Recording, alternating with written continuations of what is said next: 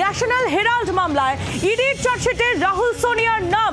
রাজনৈতিক প্রতিহিংসার অভিযোগ হাত শিবিরের। দেশ জুড়ে এজেন্সির অফিসের সামনে বিক্ষোভ কর্মসূচি কংগ্রেসের।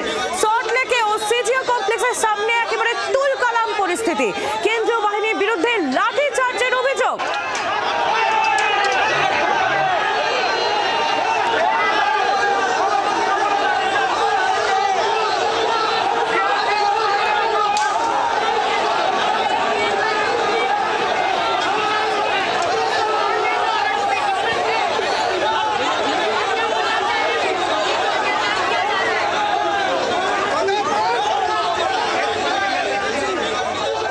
একেবারে তুলকালাম পরিস্থিতি। ঠিক কি অবস্থা এই মুহূর্তে আমরা জানবো। নান্টু হাজরা আমাদের প্রতিনিধি রয়েছেন আমাদের সঙ্গে। নান্টু, কি ছবি এই মুহূর্তে?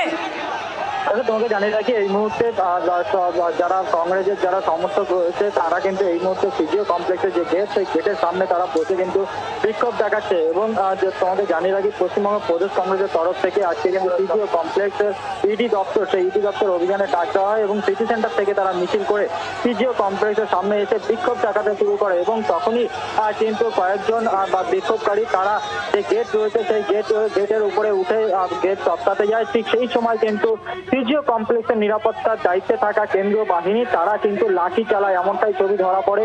এবং সেই তাদের লাঠি চার্জ করে এবং লাঠি চার্জ করার পরে তারা নিচে নেমে যায় এবং এই মুহূর্তে সেই গেটের সামনে বসে কিন্তু তারা বিক্ষোভ দেখাচ্ছে। কিছুক্ষণ আগে পর্যন্ত একটা তুলকালাম পরিস্থিতি তৈরি হয়, কিন্তু এই মুহূর্তে প্রদেশ কংগ্রেস সভাপতি তিনি নিজে রয়েছেন শুভঙ্কর সরকার এবং প্রত্যেকেই কিন্তু গেটের সামনে বসে বিক্ষোভ দেখাচ্ছে এবং তাদের যেটা বক্তব্য। একেবারে নান্টু, তুমি আমাদের সঙ্গে থাকো। আমরা সেই ছবি দেখতে পাচ্ছি। ন্যাশনাল হেরাল্ড মামলায় ইডির চার্জশিটে রাহুল সোনিয়ার নাম, আর এই নিয়ে দেশ জুড়ে এজেন্সির অফিসের সামনে বিক্ষোভ কংগ্রেসের। শুভঙ্কর সরকার প্রদেশ কংগ্রেস সভাপতি, তিনি কি বলেছেন শোনাবো আপনাদের।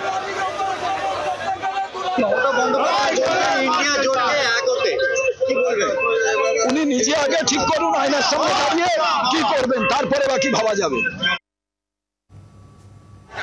দেশ জুড়ে এজেন্সির অফিসের সামনে বিক্ষোভ কর্মসূচি কংগ্রেসের। সল্টলেকের ছবি আপনাদের সামনে তুলে ধরছে, যেখানে সিজিও কমপ্লেক্সের সামনে একেবারে তুলকালাম পরিস্থিতি। কেন্দ্রীয় বাহিনীর বিরুদ্ধে লাঠি চার্জের অভিযোগ করছে কংগ্রেসের তরফ থেকে। এই অভিযোগ উঠে আসছে। দুটি জায়গার ছবি দেখুন, নয়াদিল্লিতেও বিক্ষোভ কর্মসূচি এবং কলকাতায়, দুটি জায়গার ছবি তুলে ধরছি আপনাদের সামনে। এই মুহূর্তে কি পরিস্থিতি রয়েছে আরো একবার চলে যাব নান্টুর কাছে, আমাদের প্রতিনিধি রয়েছেন আমাদের সঙ্গে। নান্টু, তুমি যেমনটা বলছিলে যে এই মুহূর্তে সিজিও কমপ্লেক্সের সামনে বসে পড়ে বিক্ষোভ দেখাচ্ছে কংগ্রেস, কি ছবি আরো একবার যদি জানাও। একেবারে সিজিও কমপ্লেক্সের যে গেট, সেই গেটের সামনে কিন্তু বসে বিক্ষোভ দেখাচ্ছে কংগ্রেসের যারা সমর্থক। এবং অন্যদিকে কেন্দ্রীয় বাহিনী, সেই কেন্দ্রীয় বাহিনী কিন্তু সিজিও কমপ্লেক্সের ভেতরে 25 সংখ্যক কেন্দ্রীয় বাহিনী মোতায়েন রয়েছে এবং তারাই কিন্তু সেই গেট আগলে দাঁড়িয়ে রয়েছে। এবং বাইরে বিধাননগর পুলিশ কমিশনারেটে বিশাল পুলিশ বাহিনী রয়েছে। এবং কিছুক্ষণ আগে পর্যন্ত একটা উত্তপ্ত পরিস্থিতি তৈরি হয়, তার কারণ কংগ্রেসের বেশ কিছু সমর্থক তারা কিন্তু সিজিও কমপ্লেক্সের যে গেট, সেই গেটের উপরে উঠে পড়ে এবং সেই সময় কিন্তু দেখা যায় যে কেন্দ্রীয় বাহিনীকে লাঠিচার্জ করছে এবং সেই নিয়ে কিন্তু উত্তেজনা তৈরি হয়। এবং এই মুহূর্তে কংগ্রেস যারা সমর্থক তারা কিন্তু গেটের বাইরে যারা বিক্ষোভ দেখাচ্ছেন এবং বসে বিক্ষোভ দেখাচ্ছে।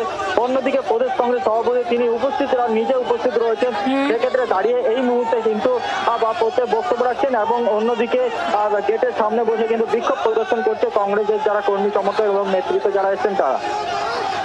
নান্টু, ধন্যবাদ, তুমি নজর রাখো। নান্টু হাজরা আমাদের প্রতিনিধি ছিলেন আমাদের সঙ্গে। ইডির অফিসের সামনে তুলকালাম পরিস্থিতি, সেই ছবি তুলে ধরছি আপনাদের সামনে।